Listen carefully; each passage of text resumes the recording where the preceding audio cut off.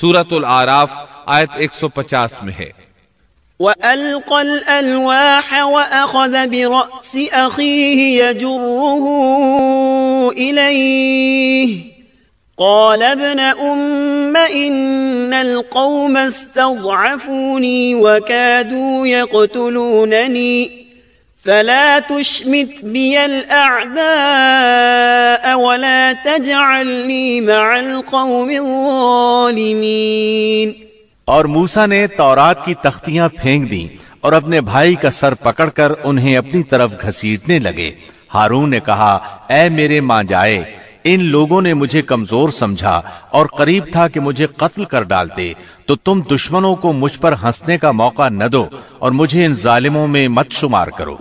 مطلب یہ کہ انہوں نے اپنا عذر بیان کیا کہ ان لوگوں نے مجھے کمزور جانا، اور جب میں نے ان سے کہا کہ بچڑے کی پوجا نہ کرو تو انہوں نے مجھے قتل کی دھمکی دی اور کہا اگر تو باز نہ آیا تو ہم تجھے جان سے مار ڈالیں گے۔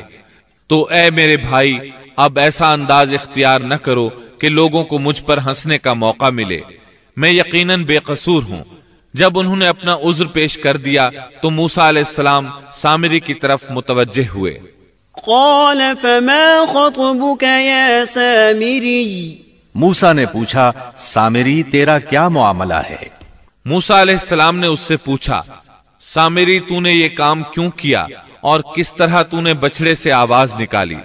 اس نے جو جواب دیا سورہ طٰہٰ آیت 96 میں اس کا ذکر یوں آیا ہے، قال بصرت بما لم يبصروا به فقبضت قبضة من أثر الرسول فنبذتها وكذلك سولت لي نفسي۔ اس نے جواب دیا کہ مجھے وہ چیز دکھائی دی جو انہیں دکھائی نہیں دی، تو میں نے اللہ کے بھیجے ہوئے فرشتے کے نقش قدم سے ایک مٹھی بھر لی، پھر اسے اس میں ڈال دیا، اسی طرح میرے دل نے یہ بات میرے لیے بنا دی۔ مطلب یہ کہ سامری کہنے لگا، میں نے جبریل علیہ السلام کو دیکھا جن کو دوسرے لوگ نہ دیکھ سکے، تو میں نے جبریل کے گھوڑے پر نظر رکھی، جہاں اس کا قدم پڑا تھا وہاں سے میں نے مٹی کی ایک مٹھی بھر لی، جب میں نے اس کو بچڑے پر پھینکا تو اس میں سے آواز برآمد ہونے لگی جو ان کے فتنے کا باعث بن گئی۔ یہ قصہ ہے ان کے انحراف کا اور حق سے منہ موڑنے کا۔ ان میں سے صرف چند ایک پاکیزہ طبیعت والوں کے علاوہ تمام لوگ بچڑے کی عبادت کرنے لگے، اور صرف چند افراد کو اللہ تعالیٰ نے اپنی توفیق سے بچا لیا۔ اندازہ کیجئے ان کے دل کتنے سخت تھے۔ اللہ تعالیٰ کی کئی ایک نشانیاں اور موسیٰ علیہ السلام کے معجزات دیکھنے کے باوجود برے کردار کو اپنایا۔ فرعون پر نازل ہونے والے عذابات اور موسیٰ علیہ السلام کی صداقت کی 9 عظیم نشانیاں بھی دیکھ چکے تھے۔ پھر انہوں نے اپنی آنکھوں سے دیکھا کہ کس طرح ان کے سامنے دیکھتے ہی دیکھتے سمندر پھٹ گیا اور ان کے لیے وہاں گزرگاہیں بن گئیں۔ لیکن ان تمام نشانیوں کے بعد اب پھر اللہ تعالیٰ کے مقابلے میں بچڑے کی پوجا کرنے لگے۔ اسی لیے اللہ تعالیٰ نے ان کے متعلق سورۃ البقرہ آیت 93 میں فرمایا ہے، وَأُشْرِبُوا فِي قُلُوبِهِمُ الْعِجْلَ بِكُفْرِهِمْ، اور ان کے دلوں میں بچڑے کی محبت گویا پلا دی گئی ان کے کفر کے سبب سے۔ ان کے دلوں میں کفر تھا، اپنے منہ سے ایمان کا اظہار کرتے تھے، لیکن حقیقت میں کفر ان کے دلوں میں تھا، اور آج کے دور میں بھی یہودیوں کی یہی حالت ہے۔ اس کے بعد سامری کے لیے احکامات جاری ہوئے۔ سورہ طٰہٰ آیت 97 میں ارشاد باری تعالی ہے، قال فاذهب فإن لك في الحياة أن تقول لا مساس وإن لك موعدا لن تخلفه وانظر إلى إلهك الذي ظلت عليه عاكفا لنحرقنه ثم لننسفنه في اليم نسفا۔ موسیٰ نے کہا، اچھا جا، دنیا کی زندگی میں تیری یہی سزا ہے کہ تو کہتا رہے کہ مجھے نہ چھونا، اور ایک اور بھی وعدہ تیرے ساتھ ہے جو تجھ سے ہرگز نہ ٹلے گا، اور اب تو اپنے اس معبود کو بھی دیکھ لینا جس کا تو اعتکاف کیے ہوئے تھا کہ ہم اسے جلا کر اس کی راکھ کو کیسے دریا میں بکھیر دیتے ہیں۔ موسیٰ علیہ السلام نے سامری سے مخاطب ہو کر کہا، دنیا میں تیری سزا یہ ہے کہ عمر بھر تو یہی کہتا رہے گا کہ مجھ سے دور رہو، مجھے نہ چھونا۔ بعض مفسرین نے اس کا مطلب یہ بیان کیا ہے کہ اسے ایک مہلک بیماری نے آ لیا اور اس کی وجہ سے لوگ اس سے دور رہتے، نہ کوئی اسے ہاتھ لگاتا نہ کوئی قریب جاتا۔ پھر فرمایا، آخرت میں بھی تیری زبردست سزا مقرر ہے، اور اپنے معبود یعنی بچڑے کا بھی حشر دیکھ کہ جس کو تو معبود خیال کر بیٹھا تھا۔ موسیٰ علیہ السلام نے اس کو جلا دینے کا حکم جاری کیا، اور جلانے کے بعد اس کی راکھ اٹھائی اور دریا میں اڑا دی تاکہ کوئی شخص دوبارہ بچڑے کی عبادت کا خیال تک دل میں نہ لائے اور عبرت حاصل کرے۔ اس کے بعد موسیٰ علیہ السلام نے فرمایا، انما الہکم اللہ الذی لا الہ الا ہو وسع کل شیء علما۔ اصل بات یہی ہے کہ تم سب کا معبود برحق صرف اللہ ہی ہے، اس کے سوا کوئی عبادت کے لائق نہیں، اس کا علم تمام چیزوں پر حاوی ہے۔ پھر موسیٰ علیہ السلام نے اللہ سے دعا کی، قال رب اغفر لی ولأخی وادخلنا فی رحمتک وانت ارحم الراحمین۔ موسیٰ نے کہا کہ اے میرے رب، میری خطا معاف فرما اور میرے بھائی کی بھی، اور ہم دونوں کو اپنی رحمت میں داخل فرما، اور تو سب رحم کرنے والوں سے زیادہ رحم کرنے والا ہے۔ اس کے بعد اللہ تعالیٰ نے بچڑے کے پجاریوں کے بارے میں احکامات نازل فرمائے۔ ان کا ذکر سورۃ الاعراف آیت 152 میں ہے۔ ان الذين اتخذوا العجل سينالهم غضب من ربهم وذلة في الحياة الدنيا وكذلك نجزي المفترين۔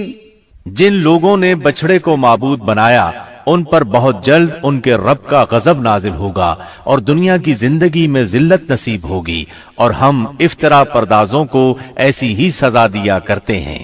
چنانچہ اسی وقت ان پر غضب نازل ہوا اور وہ قیامت تک غضب اور ذلت کا شکار ہو گئے، اور ذلت ان کا مقدر بن گئی، جیسا کہ سورۃ الفاتحہ میں اللہ تعالیٰ نے ہمیں یہ دعا سکھائی ہے۔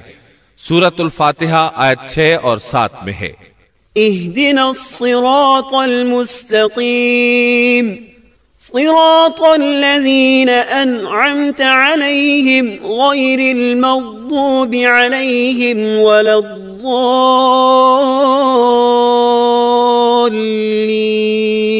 ہمیں سیدھی اور سچی راہ دکھا، ان لوگوں کی راہ جن پر تو نے انعام کیا، ان کی راہ نہیں جن پر غضب کیا گیا، اور نہ گمراہوں کی۔ جن لوگوں پر اللہ کا انعام ہوا ان سے انبیاء کرام، صدیقین، شہداء اور صالحین مراد ہیں، جو راہ حق پر ہمیشہ قائم رہے، اور جن لوگوں پر غضب کیا گیا ان سے مراد بنی اسرائیل یعنی یہودی ہیں، اور گمراہوں سے مراد عیسائی ہیں۔ المغضوب علیہم یعنی جن پر غضب کیا گیا کی تفسیر بعض علماء کے نزدیک یہ ہے کہ اس سے مراد وہ لوگ ہیں جنہوں نے حق کو پہچان لیا اور پھر جان بوجھ کر اس کو چھوڑ دیا۔ اللہ تعالیٰ کی واضح نشانیاں، اس کی قدرت کے دلائل، معجزات اور عظمت الہی پر دلالت کرنے والی علامت کو آنکھوں سے دیکھا، لیکن اس کے باوجود انکار کرتے رہے تو اللہ تعالیٰ نے ان پر غضب نازل کر دیا۔ الظالین کی تفسیر میں علماء کہتے ہیں کہ ان سے مراد وہ لوگ ہیں جو حق کو نہ پہچان سکے اور اس سے دور رہے، اس وجہ سے بھٹکنے والے اور گمراہ شمار کیے گئے۔ یہودیوں میں یہ بہت بڑی برائی تھی کہ حق کو پہچان کر چھوڑ دیا، اور اسی کے سبب اللہ کے غضب کا شکار ہو گئے، اور یہ غضب ان پر ہمیشہ رہے گا۔ یہودیوں کو دنیا میں کون سی ذلت پہنچی کہ جب بچڑے کا خاتمہ کیا گیا اور انہوں نے اپنے معبود کا جلایا جانا اور اس کی راہ کا اڑایا جانا دیکھ لیا تو وہ سمجھ گئے کہ وہ غلطی پر تھے۔ چنانچہ وہ شرمندہ ہو کر موسیٰ علیہ السلام کی خدمت میں حاضر ہو گئے، اپنی غلطی کا اعتراف کر لیا اور توبہ کی خواہش ظاہر کی۔ تب اس وقت توبہ کا عجیب و غریب معاملہ پیش آیا۔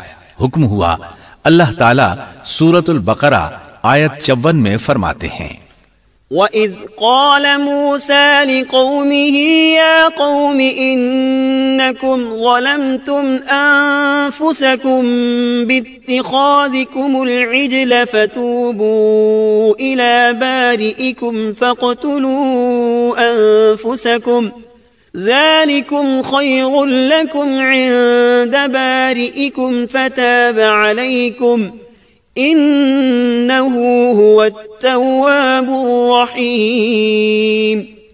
اور جب موسیٰ نے اپنی قوم سے کہا، اے میری قوم، بچھڑے کو معبود بنا کر تم نے اپنی جانوں پر ظلم کیا ہے، اب تم اپنے پیدا کرنے والے کی طرف رجوع کرو، خود کو آپس میں قتل کرو، اللہ کے نزدیک اسی میں تمہاری بہتری ہے، چنانچہ اس نے تمہاری توبہ قبول کر لی، وہ توبہ قبول کرنے والا رحم کرنے والا ہے۔ مطلب یہ کہ اگر تم چاہتے ہو اس گناہ پر قیامت کے دن پکڑے نہ جاؤ تو خود کو قتل کرو۔ یہاں یہ بات واضح رہے کہ اس قتل سے مراد خودکشی نہیں ہے، بلکہ شرک نہ کرنے والوں کو حکم دیا گیا کہ وہ شرک کرنے والوں کو قتل کر دیں، تو انہوں نے تلواروں اور خنجروں کے ساتھ گائے کے پجاریوں کو قتل کر دیا۔ سیدنا علی رضی اللہ عنہ فرماتے ہیں کہ مقتولین کی تعداد 70 تھی۔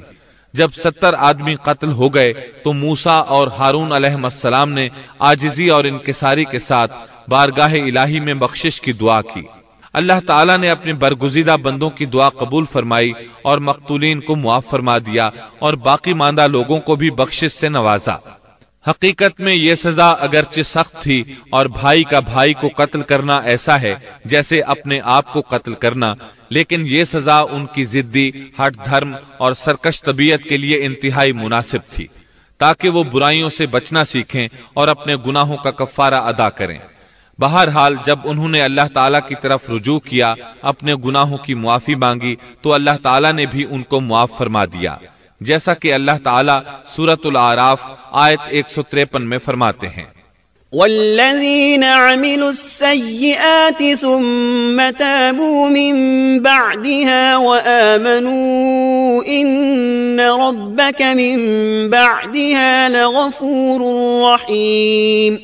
اور جن لوگوں نے گناہ کے کام کیے پھر اس کے بعد توبہ کی اور ایمان لے آئے تو تمہارا رب اس توبہ کے بعد گناہ معاف کر دینے والا اور رحمت والا ہے۔ ان سب کاموں سے فارغ ہو کر موسیٰ علیہ السلام کا غصہ ماند پڑا تو انہوں نے تختیاں اٹھا لیں۔ وَلَمَّا سَكَتَ عَن مُوسَى الْغَضَبُ أَخَذَ الْأَلْوَاحَ وَفِي نُسْخَتِهَا هُدًى وَرَحْمَةٌ لِّلَّذِينَ هُمْ لِرَبِّهِمْ يَرْهَبُونَ۔ اور جب موسیٰ کا غصہ ٹھنڈا ہوا تو اس نے ان تختیوں کو اٹھا لیا اور ان کے مضامین میں ان لوگوں کے لیے جو اپنے رب سے ڈرتے تھے ہدایت اور رحمت تھی۔ اس کے بعد انہوں نے باقی ماندہ بنی اسرائیل کو جمع کیا، انہیں تختیاں دکھائیں اور فرمایا ان میں اللہ تعالیٰ کے احکامات ہیں اور یہ تورات ہے، لہٰذا سنو اور اطاعت کرو، لیکن انہوں نے ناپسندیدگی کا اظہار کیا۔ موسیٰ علیہ السلام نے انہیں پھر تاکید کی اور فرمایا ان کو مضبوطی سے تھام لو، بغیر کسی تردد اور شک کے ان کو پکڑ لو تاکہ تمہیں دوبارہ عذاب نہ پہنچے۔ انہوں نے جواب دیا نہیں، ہم ایسا نہیں کریں گے، البتہ ہم ان احکامات کی پہچان اور معرفت حاصل کر سکتے ہیں، لیکن ان پر عمل بالکل نہیں کریں گے۔ موسیٰ علیہ السلام نے انہیں بہت سمجھایا لیکن وہ اپنی ضد پر اڑے رہے۔